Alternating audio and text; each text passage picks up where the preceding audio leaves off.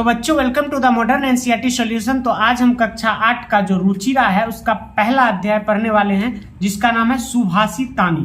सुभाषितानी का अर्थ पहले समझते हैं। सुभाषितानी शब्द सु जोर भाषित इन दो शब्दों के मेल से संपन्न होता है। सु का अर्थ सुंदर मधुर तथा भाषित का अर्थ वचन है, यानी कि सुंदर वचन को ही सुभाषितानी कहते हैं। तो जिसका पहला श्लोक है गुणा गुणगेषु गुणा भवन्ति ते निर्गुणा प्राप्य भवन्ति दोषः सुस्वा द्योतः प्रभवन्ति नदः समुद्र मासाद भवन्ति भवन्तपेय। जिसका अर्थ क्या है?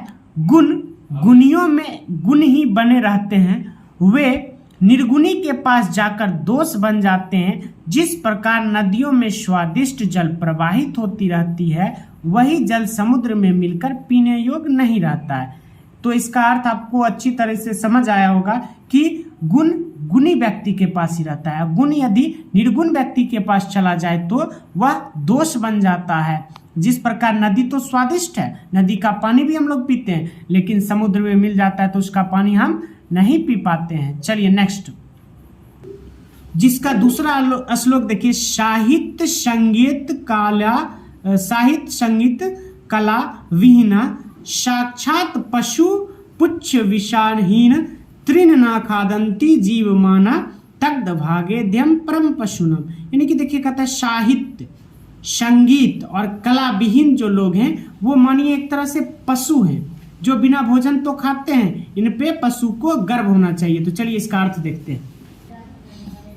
संगीत साहित्य और कला से विहीन मनुष्य बिना पूंछ और सींग के पशु के समान है, जो घास आदि तिनकों को ना खाकर जीवित रहता है। यह पशुओं का परम भाग्य है। चलिए नेक्स्ट, जिसका तीसरा श्लोक देखिए क्या है। लुब्धस्य नाश्यति यस्य पशु नश्य मैत्रहि नष्ट क्रियस्य कुलमर्द परस्य धर्म विद्या फलम वैष्णि कृपणस्य सौख्यम राज्यम प्रमदस्य सचिवस्य नराधिपस्य। चलिए देखते हैं इसका अर्थ देखिए। लोभी का यश, चुगली करने वालों की मित्रता, बेरोजगार का परिवार, स्वार्थी की धर्म, बुरी लत वाले की विद्या का फल, कंजूस का सुख और मस्ती में डूबे रहने वाले मंत्री के राजा का राज नष्ट हो जाता है। चलिए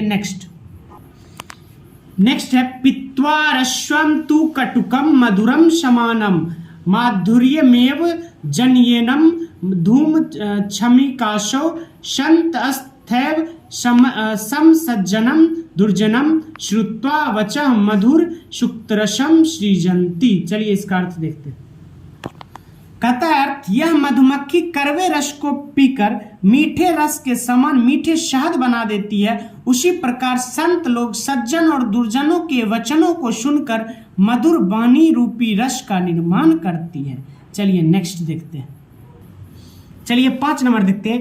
विहाय परोषम यो ही देवमवालंबते प्रसाद सिंहवत तस्य मूर्धिन तष्ठन्ति वश्य। चलिए इसका अर्थ देखते हैं। जो मनुष्य परिश्रम को छोड़कर भाग्य के सहारे रहते हैं वे महल में बैठे हुए उस शेर की तरह होते हैं जिसके सिर पर कौवे बैठते हैं। चलिए 6 नंबर देखते हैं। चलिए 6 नंबर क्या है। पुष्प पत्र फलछा या मूल वक्ल दारुभि धन्या मरीरुहा येषाम विमुख्यम यान्ति निर्धन। इसका अर्थ चलिए देखते हैं। वे वृक्ष धन्य हैं जिसके फूल पत्ते फल छाया जड़ छाल और लकड़ियों के कारण याचक कभी खाली हाथ नहीं लौटते हैं। चलिए इसका लास्ट और अंतिम देख लेते हैं। चलिए इसका लास्ट श्लोक क्या है। चिंतनीया ही विपदाम आदावेव प्रतिक्रिया न कूप खनम युक्तम प्रदीप्ते ब्रहिणा गृहे। इसका अर्थ हो गया मनुष्य को मुसीबत आने से पहले ही उसका निवारण करना चाहिए, क्योंकि अग्नि के द्वारा घर के जलाए पर कुआं खोदना उचित नहीं होता है। चलिए ये चैप्टर आपका यहीं पे समाप्त होता है। ऐसी एनसीईआरटी सॉल्यूशन के लिए आप इस चैनल से जुड़ सकते हैं। तब तक के लिए धन्यवाद।